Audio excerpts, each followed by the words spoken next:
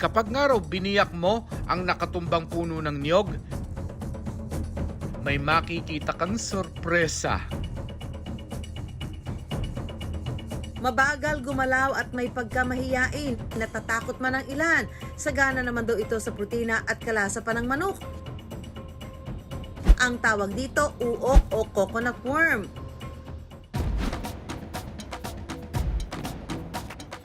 Sa kainan ito sa bayan ng Angono, Rizal, isa raw ang uok sa binabalik-balikan.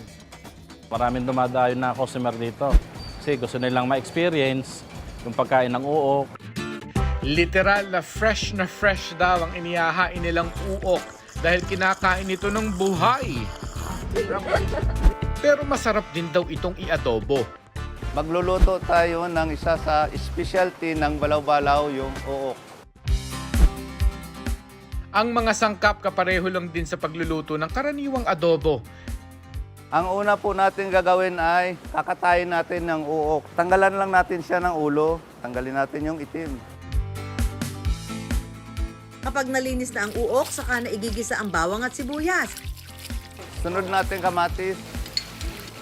Gigisan na natin yung ating uok. Saka tinimplahan ng toyo at suka. At kapag kumulo na, ready na ang adobong uok. Ito na ang niluto nating adobong uok.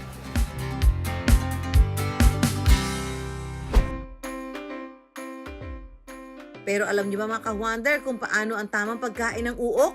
Hindi itong inunguya at nilulunok, kundi sinisip-sip ang puting katas nito. Game na kaya ang ilang Juan sa pagtikim nito? This is my first time. Nalasaan ko na halo-halo eh. Meron siyang pagiging seafoods, may mix ng isda, crabs, may mix ng meat, undescribable yung kanyang lasa. Hindi siya nagkakaliw sa natural na adobo kung may toyo at suka.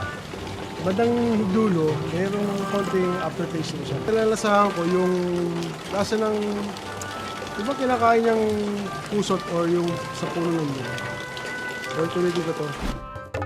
Ang mga exotic food katulad ng uok, ito ay masusustansyang alternatibo dun sa karaniwang kinakain natin ng mga karne.